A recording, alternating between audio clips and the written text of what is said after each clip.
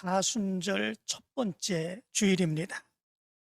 사순절은 부활절을 경건하게 준비하는 그런 절기 있죠. 예수님의 순환을 생각하며 성경을 읽고 참회하며 기도하고 금식하고 또는 단식하며 우리의 몸과 마음을 정결케 하는, 그래서 부활을 준비하는 절기가 바로 사순절입니다. 이 기간은 40일로 구성되어 있지요. 그러나 실제로는 40일이 넘습니다. 그 이유는 주일을 뺀 40일이기 때문에 그렇습니다.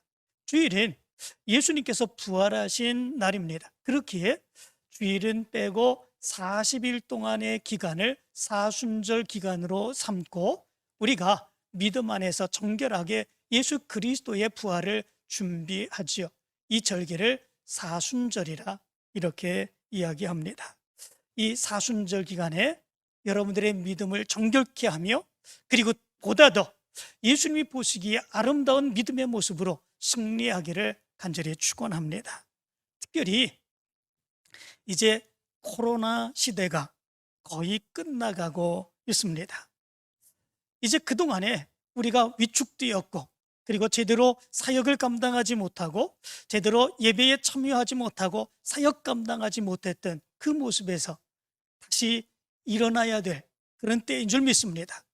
다시 예전의 모습을 회복하고 더 뜨겁게 뜨거운 열망을 가지고 하나님의 귀한 사역 다시금 일으키며 다시금 부흥의 역사가 일어나야 될 때인 줄 믿습니다.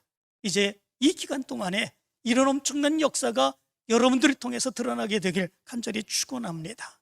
그런데 이때를 틈타서 때로는 신앙의 열심을 가장한 어떤 이들이 우리의 믿음을, 우리의 사역을 현혹케 하는 이런 모습들이 나타날 때가 있습니다. 뜨거운 믿음의 열망과 열정을 가지고 하나님의 사역을 감당하고자 하는데 뜨거운 믿음의 열심을 가장하여 이렇게 저렇게 성도들을 현혹하게 하고, 그래서 결국은 우리의 믿음이 기쁨과 즐거움과 그리고 하나님을 사모하는 그런 마음의 모습들을 사라지게 되고 원망과 불평의 모습으로 나가게 하는 이런 모습들이 나타날 때가 있습니다. 우리들이 경계해야 되는 것들은 바로 이런 모습이죠. 여러분들에게 있어서 이런 모습을 경계하며 끝까지 신앙으로 승리해 나가길 간절히 축원합니다. 1985년 서울에서 국제 남녀 마라톤 대회가 있었습니다. 이 대회는 86년 아시안 게임과 88년 서울 올림픽을 앞두고 치러졌던 그런 마라톤 대회였습니다. 이런 대회를 가르쳐서 프레올림픽이라 그렇게 이야기를 합니다. 이 때문에 이 마라톤 경기가 전국으로 생중계되었고 많은 그런 매스컴에서 취재를 하게 되었습니다. 그런데 이 마라톤 경기에서 선수들이 골인 지점으로 달려나와 도착하자마자 큰 문제가 생겼습니다. 그 문제는 선수들의 모든 기록이 엄청나게 단축되는 이런 일들이 일어나게 된 겁니다. 보통 선수들의 기록이 단축되면 그것보다 더 좋은 게 어디 있겠습니까? 이건 대서특필돼야 되는 그런 일이지요. 그런데 그 시간이 너무 많이 엄청나게 단축이 되었던 것입니다. 도대체 어떻게 그런 일이 있을까? 남자 마라톤뿐만 아니라 여자 마라톤도 이러한 일이 동일하게 일어나게 되었죠. 이에 대한 즉각적인 조사가 이루어지게 되었습니다. 그런데 조사 결과 어처구니 없는 실수가 있었음이 나타나게 되었습니다.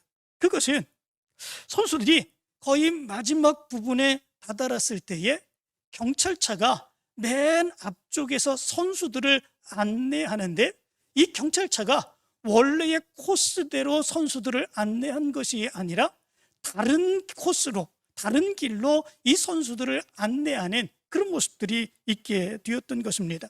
선수들이 이 경찰차가 그렇게 안내를 하니까 경찰차를 따라서 골인 지점을 향해 달려가게 되는 그런 모습들이 있었던 것이죠. 판정은 어떻게 낫겠습니까? 판정은 분명 경찰차가 잘못된 거 아니겠습니까? 경찰차가 모든 선수들 앞에 서서 선수들을 이끌어갔습니다. 잘못된 코스로 이끌어간 것도 경찰차였습니다. 그렇다면 경찰차가 잘못되었다고 판정이 되어야 되는 거죠. 그런데 그렇게 판정이 되지 않았다고 그럽니다. 잘못 인도한 경찰차를 따라간 선수들이 잘못했다. 그리고 선수들의 모든 기록이 굉장히 많이 다 단축이 됐는데 선수들이 그때 세운 모든 기록이 다 무효가 되는 이런 일이 일어나게 되었다고 그럽니다. 어떻게 이런 일이 일어날 수 있겠습니까? 선수들이 잘못한 것도 아닌데 경찰차가 안내를 잘못하여서 잘못된 길로 가고 그리고 기록이 잘못된 그런 모습들이 있었던 것인데 선수들이 그 경기에 나가서 그 경기를 뛰기 위해서 얼마나 많은 훈련을 했습니까? 그 많은 훈련을 행하며 지금까지 기다려왔고 그리고 그 경기를 행했는데 경찰차의 안내의 잘못으로 인하여 그들의 모든 수고와 애씀 그리고 경기 기록이 모두 다 무효가 되는 이런 모습들이 나타나게 된 것이지요. 경찰차의 잘못이 아니다, 선수들의 잘못이다, 그렇게 결론을 내렸다는 것이죠. 그런데 그 결론이 맞다는 거죠. 무엇 때문에 그렇습니까? 그 경기를 행하기 전에 이미 선수들에게 그 마라톤의 모든 코스들을 다 공개한다고 그럽니다. 그리고 선수들은 그 이전에 와서 그 마라톤의 모든 코스들을 다 답사를 하고 그리고 그 경기를 행할 때에 여기에서는 어떻게 뛰어가고 여기서는 어떻게 쉬고 그 모든 코스마다 작전을 짜서 그렇게 마라톤 경기를 행한다는 거죠. 거기 있는 모든 선수들은 바로 그 마라톤 코스를 다 답사를 했습니다. 그리고 자기네들이 그 코스가 아니라는 것, 경찰차가 잘못되이 인도하는 그 코스는 자기네들이 원래 답사했던 그 코스가 아니라고 하는 것, 그것을 다 알고 있었던 거죠. 그런데 선수들은 왜 경찰차를 그대로 따라간 것이겠습니까? 자기 기록에 대한 욕심 때문이 아니겠습니까? 조금이라도 더 기록을 앞당기고자 하는 바로 그런 욕심, 그리로 가면 더 빠른 길로 갈 수 있다고 하는 그 생각 속에 자기가 그 길로 그냥 따라가는 그런 모습들이 있었던 거죠. 아니면 경찰차가 그리로 가니까 다른 선수들도 다 그리로 가니까 나도 그리로 가면 문제가 없겠지, 이렇게 생각하는 모습들이 있었겠죠. 결국은 누구의 잘못입니까?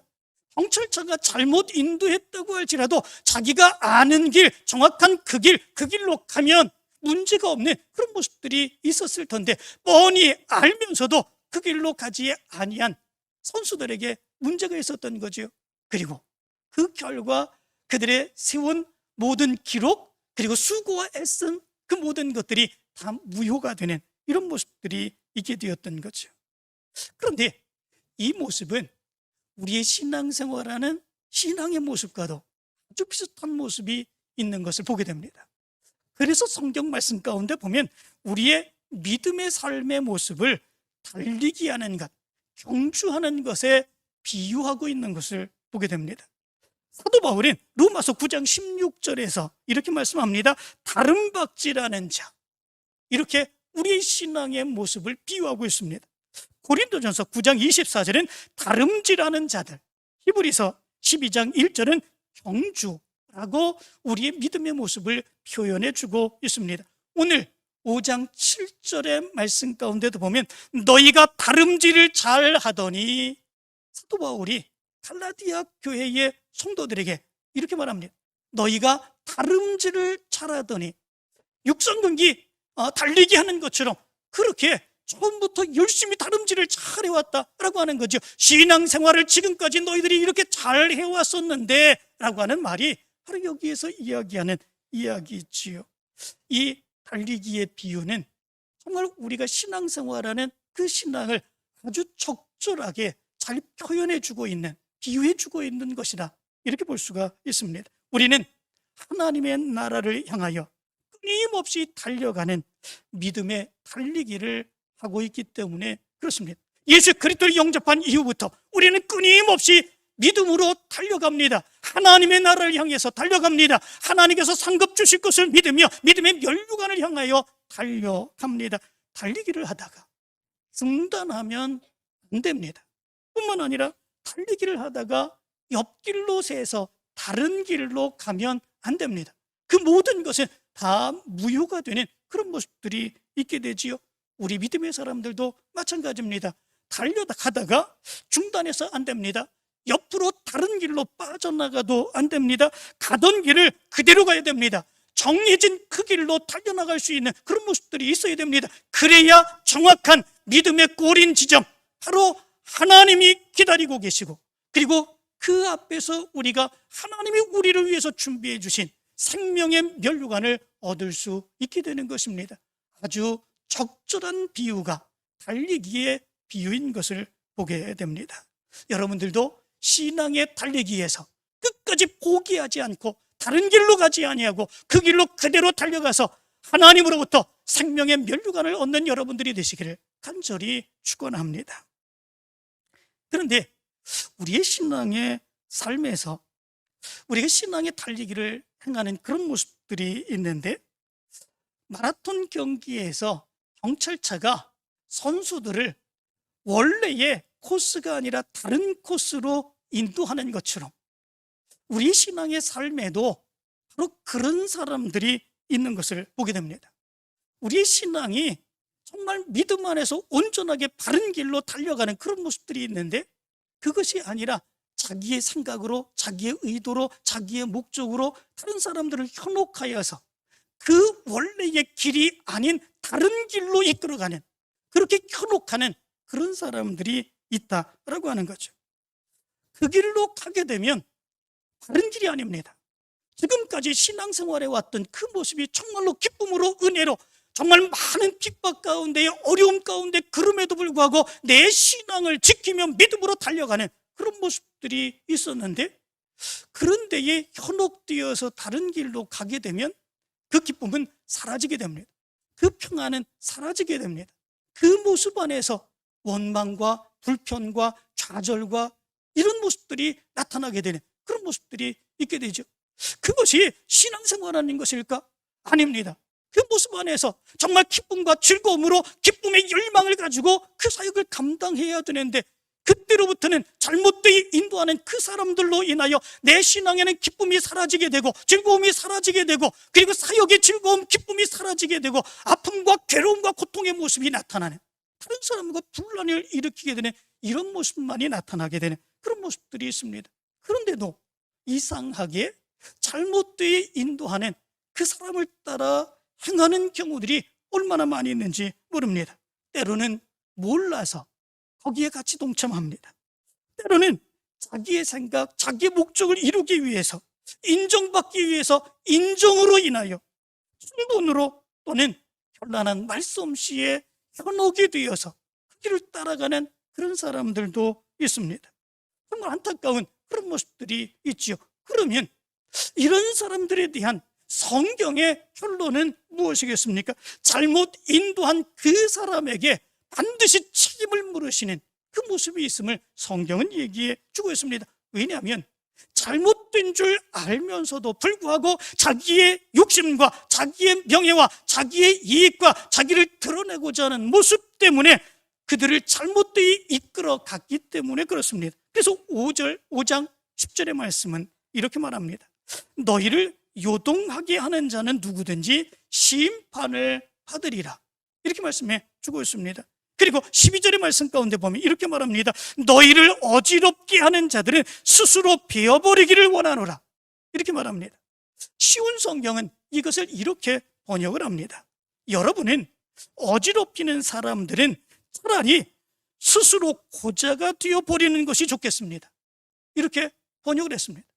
다른 사람들을 혼란에 빠지게 하고 교회를 어지럽게 하는 바로 이런 모습들, 이런 사람들에겐 반드시 심판이 있다라고 하는 거죠. 그 심판의 모습이 얼마나 고통스럽고 힘든 것인지 스스로 베어버리기를 원하라, 스스로 고자가 되는 편, 그 편이 훨씬 낫다, 그리고 바르게 그 모습 가운데서 신앙생활하는 것, 그게 더 낫다, 이렇게 말씀해 주고 있는 거죠. 결국은 그렇게 잘못되게 현혹하는 그런 사람들을 가르쳐서 반드시 심판이 있음을 얘기해 주고 있고, 그리고 그 심판은 견디기 어려운 것임을 분명하게 말씀해 주고 있습니다. 그렇다면 그런 현혹과 요동치는 그들의 유혹에 같이 딸려가서 함께 따라간 그런 사람들은 어떻게 되겠습니까?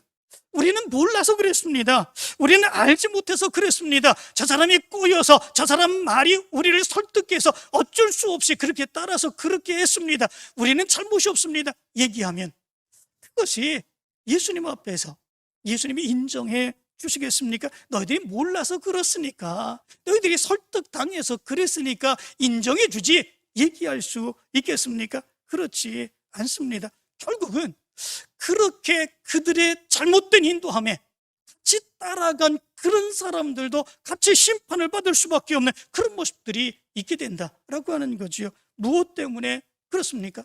마라톤 경기를 할 때는 미리 마라톤 경기의 코스를 다 개방한다고 그랬지 않습니까? 다 답사를 하고 그것에 대한 준비를 하고 그것 때문에 훈련을 하고 그렇게 할 수 있도록 그렇게 했다고 했지 않습니까? 그런데 아는데도 불구하고 잘못된 길로 자기 욕심 가운데 그리로 간 그 기록들은 모두 다 무효가 됐다고 그랬지 않습니까? 우리 믿음의 사람들에게도 마찬가지입니다.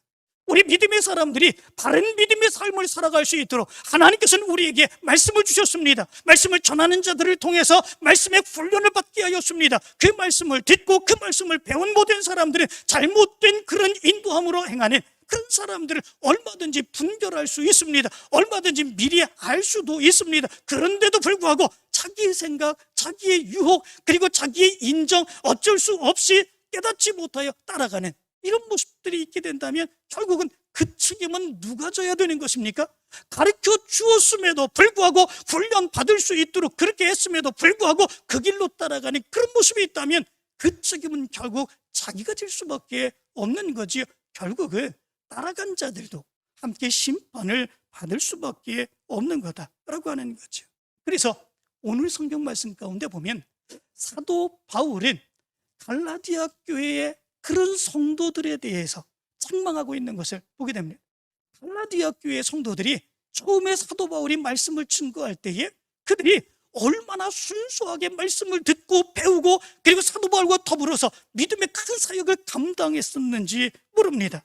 그래서 사도 바울은 이 갈라디아 교회 성도들의 믿음의 모습에 대해서 갈라디아서 4장 14절 15절의 말씀 가운데 보면 이렇게 칭찬하고 있습니다. 너희를 시험하는 것이 내 육체에 있으되 이것을 너희가 업신여기지도 아니하며 버리지도 아니하고 오직 나를 하나님의 천사와 같이 또는 그리스도 예수와 같이 영접하였도다. 너희의 복이 지금 어디 있느냐? 내가 너희에게 증언하노니 너희가 할 수만 있었더라면 너희 눈이라도 빼어 나에게 주었으리라.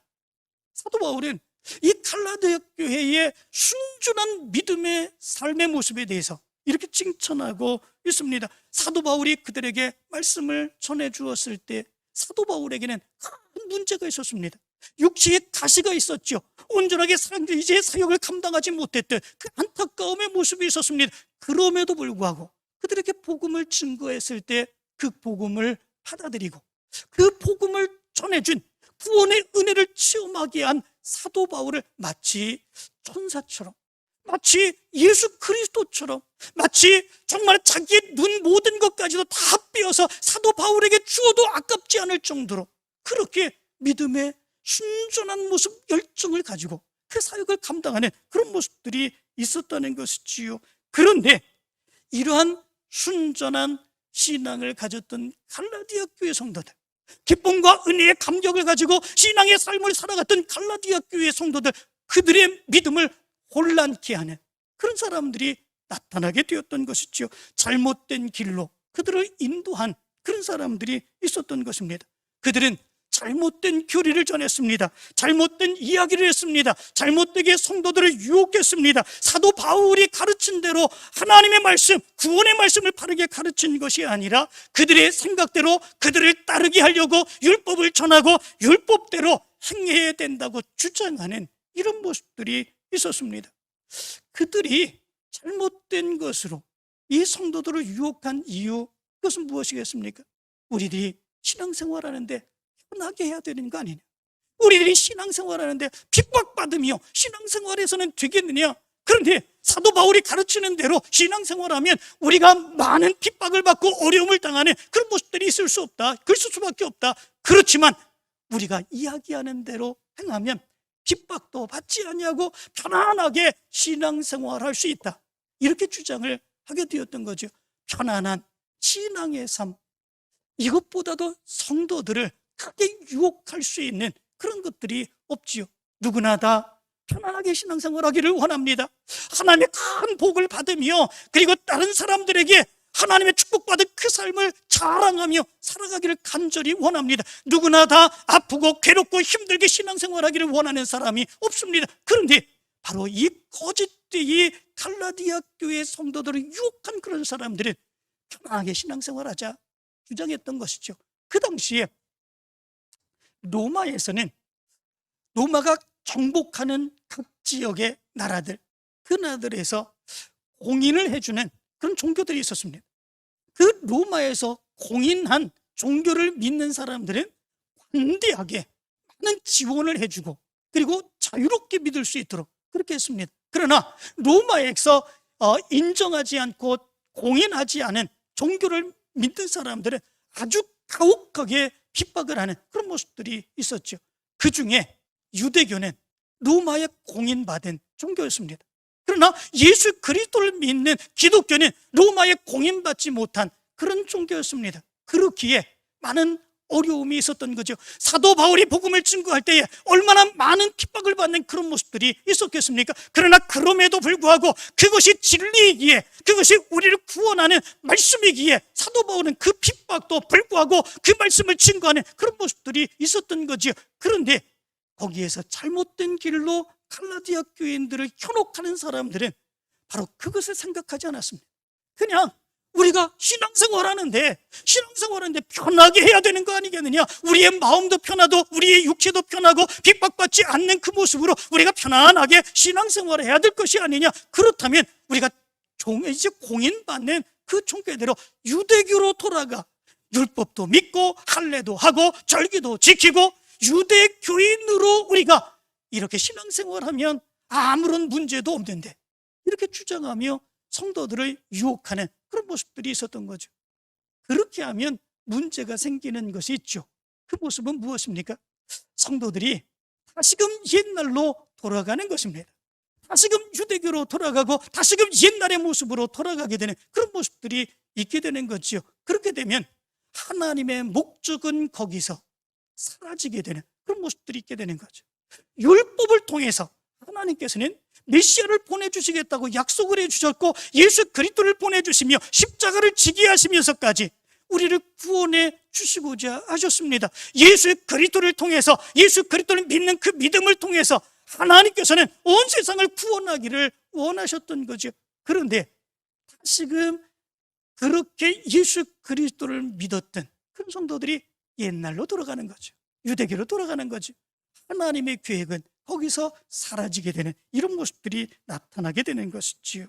그래서 사도 바울은 오늘 말씀에서 이렇게 말합니다. 8절의 말씀을 보면 그 권면은 너희를 부르신 이에게서 난 것이 아니니라, 이렇게 말씀해 주고 있습니다. 너희를 부르신 하나님이 그 말씀을 전하게 한 것이 아니다, 이렇게 말씀해 주고 있습니다. 그리고 15절의 말씀 가운데 보면 이렇게 말합니다. 만일 서로 물고 먹으면 피차 멸망할까 조심하라, 이렇게 말합니다. 거짓된 그런 유혹에 빠져서 현혹되어 넘어간 그런 성도들과 그렇지 아니하고 사도 바울이 가르쳐 준 대로 핍박을 받는다고 할지라도 우리가 바르게 믿음 생활하겠습니다, 예수 그리스도를 믿겠습니다, 그 모습 안에서 믿음으로 살기를 원하는 사람들과 서로 갈등을 겪고 서로 싸우고 다툼을 갖게 되는 이런 모습들이 나타날 수밖에 없게 되는 그런 모습들이 있게 되지요. 그 안타까움의 모습 가운데 사도 바울은 이렇게 얘기해 주고 있는 것을 보게 됩니다. 이 모습이 바로 교회에도 나타날 수도 있습니다. 누군가가 자기의 생각으로 자기의 편을 만들고자 또는 다른 사람들을 현혹하여 자기가 원하는 대로 가게 하고자 이렇게 저렇게 현혹하게 할 수도 있습니다.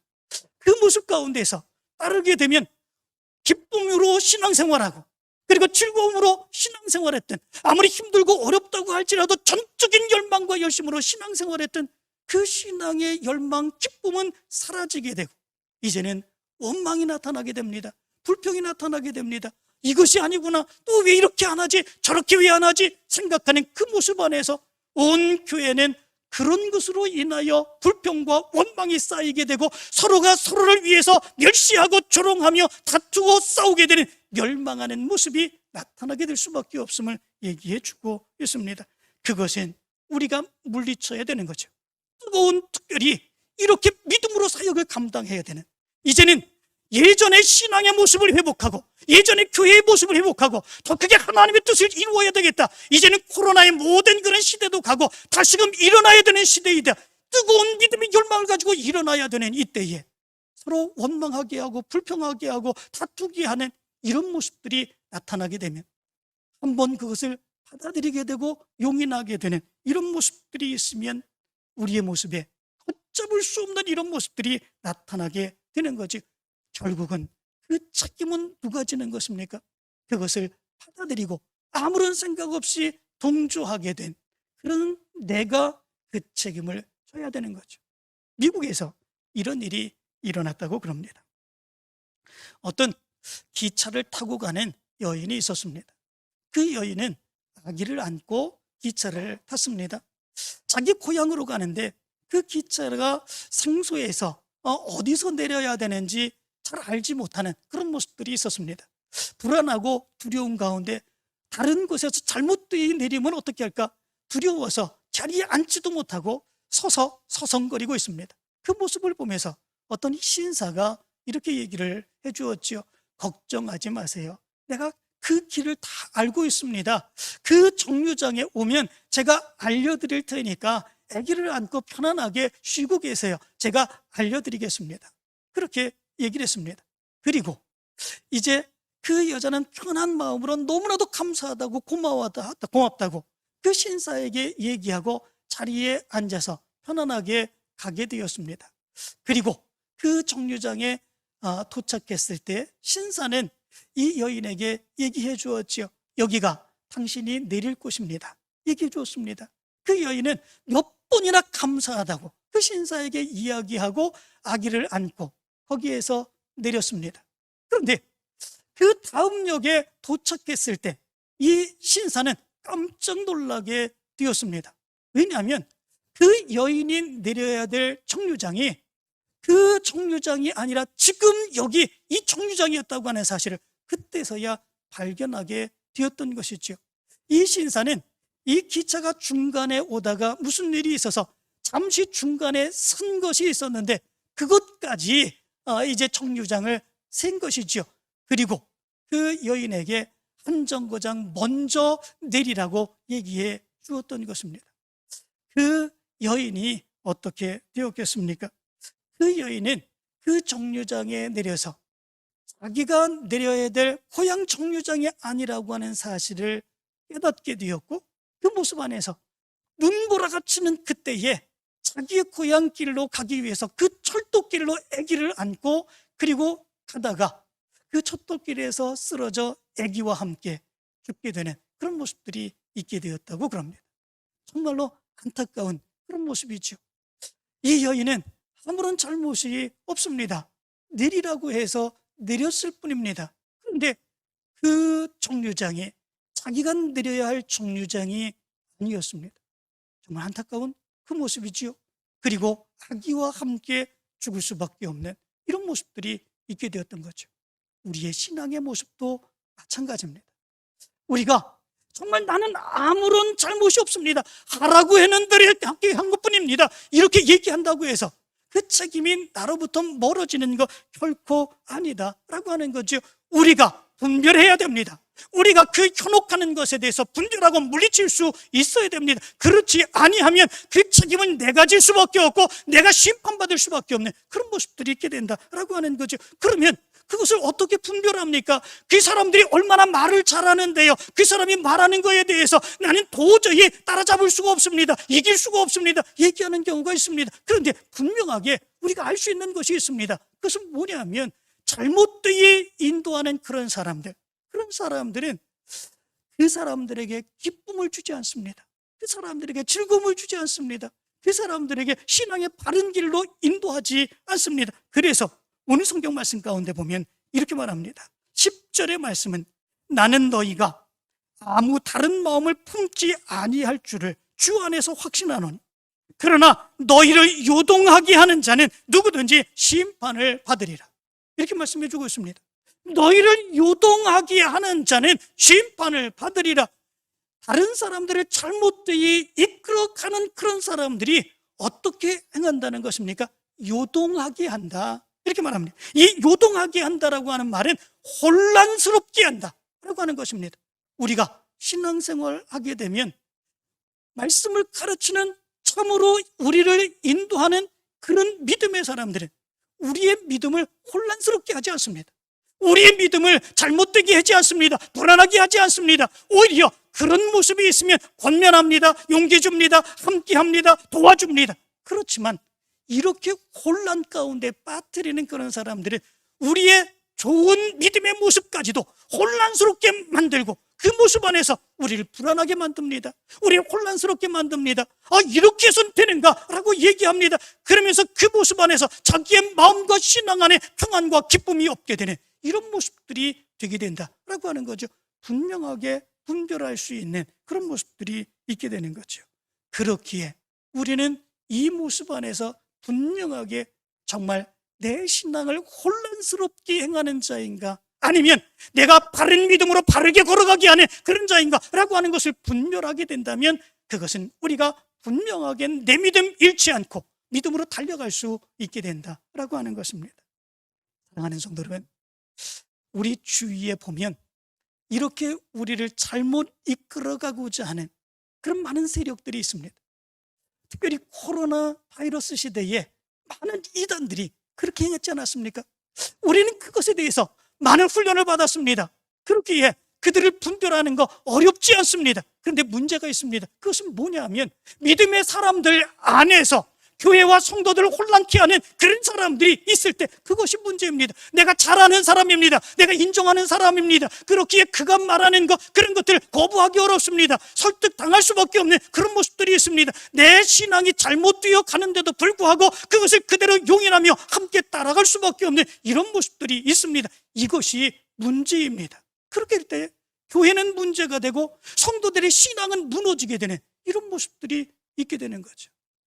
이 시간 사순절 기간에 여러분들의 신앙을 돌아보시기를 원합니다. 정말로 내 믿음으로 바르게 있어서 믿음의 사역을 감당하고 있는가, 믿음의 사역을 감당하며 믿음으로 승리하며 나가고 있는가, 행여 내 믿음을 혼란스럽게 행하는 그런 사람들에 의해서 내가 혼란스럽게 되는 평안의 신앙이 없고 불평과 원망의 모습으로만 내 신앙의 삶을 살아가고 있지 않는가 돌아보시기를 바랍니다. 그리고 승리할 수 있게 되기를 간절히 축원합니다.